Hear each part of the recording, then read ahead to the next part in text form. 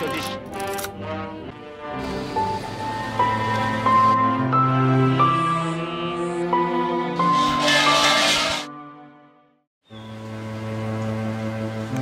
Noong panahon ng mga samurai, 400 taon na ang nakalipas. Sinasabing ito raw ang pinakamayamang post town sa lugar na pinakaiingatan ngayon para hindi mabura sa kasaysayan ng Japan. At ito ay nasa mahigit 1,000 kabahayan na aabot sa 1 kilometro ang layo.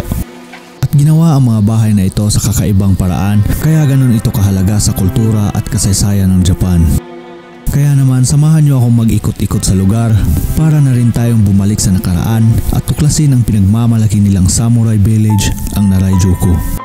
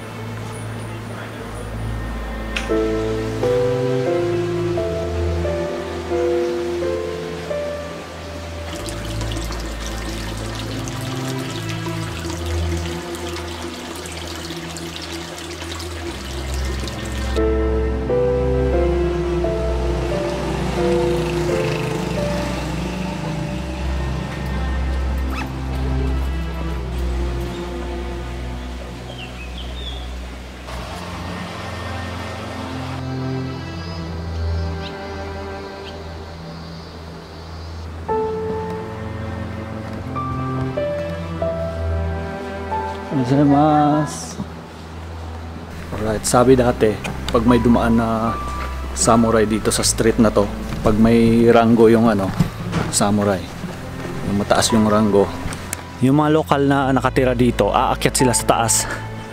Saka doon sila magmamasid. Kasi daw, pag tinitigan mo raw yung samurai na yon, or kung mahawakan mo yung espada nila ng aksidente, paparusahan ka nila or papatayin ka nila. Ganun sila kalupit dati. Kaya naman yung mga local, doon sila magmamasid sa second floor.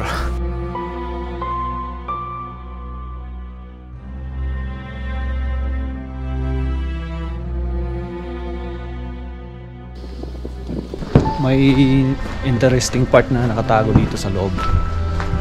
Sa panahon ng mga shogun, dito tinago yung statwa ni Mama Mary.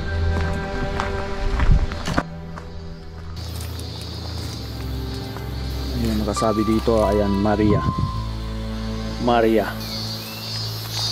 So dito nila tinago yung pinaniniwalaan nilang headless Virgin Mary.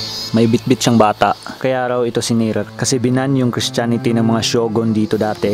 Forbidden at saka may kaparusahan, kaya ang mga Christians dito dati sumibat at nagtago para hindi sila mapaslang. Grabe sila dati, no? Yan yung Diyos ng mga bata na sa sinapupunan pa lang namatay. Marami silang pinaniniwala ang Diyos dito ng mga Shintoism. Ito ata yung pinakamaganda eh, itim yung kulay. Tapos may mga disenyo. Yun. Ganda. Yun, may mga design pa na mga Buddha. At sinasabing dito nagpapahinga o nagpapalipas ng gabi ang mga manlalakbay papuntang silangang bahagi ng Japan, ang Tokyo, at sa kabilang bahagi naman ang Kyoto.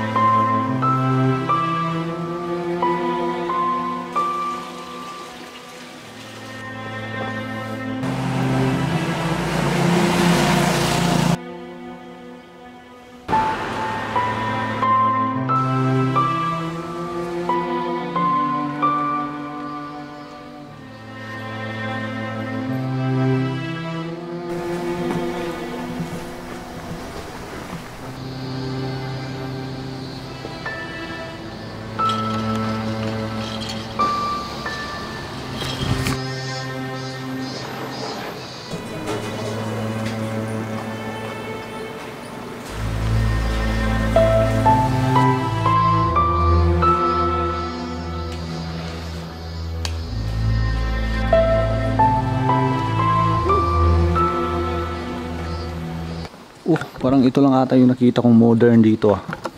Ito lang yung naiiba sa lahat. Parang modern na ata talaga to. Ayan, so mag-aalas 8:30 kaya nagbubukas na yung mga shop dito.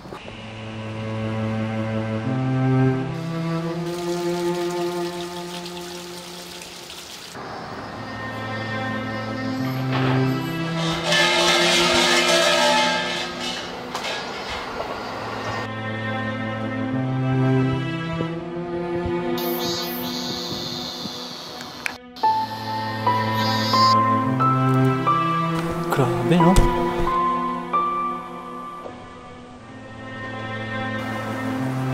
Tara, akyat pa tayo kasi parang kinikilabutan ako dito eh. Wala, ako lang mag-isa dito kasi.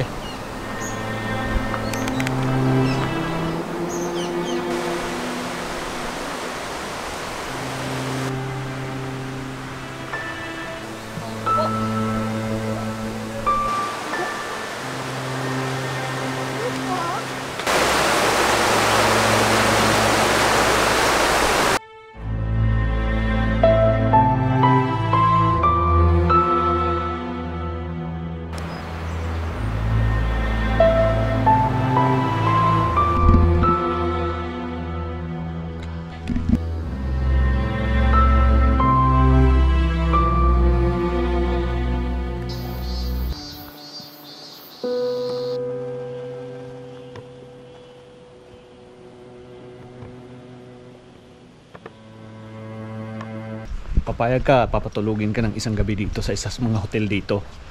Paggising mo ng madaling araw, may gisya ka ng katabi. Pero multo. Yun lang. Mabuhay ang bagong kasal.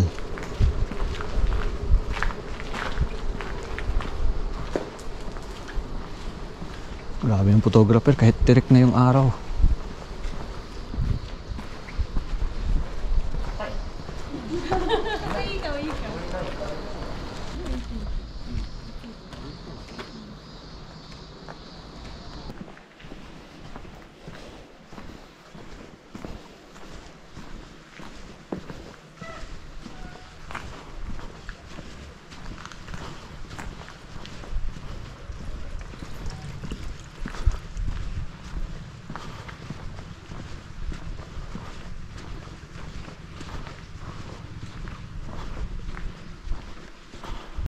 Oh.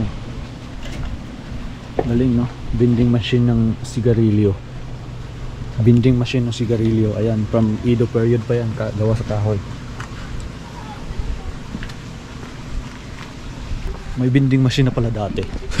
Joke lang. Grabe, ang daming upuan dito, no? Kahit kahit saan may upuan sa gilid, no? Upuan ata to ng mga samurai dati. Joke lang.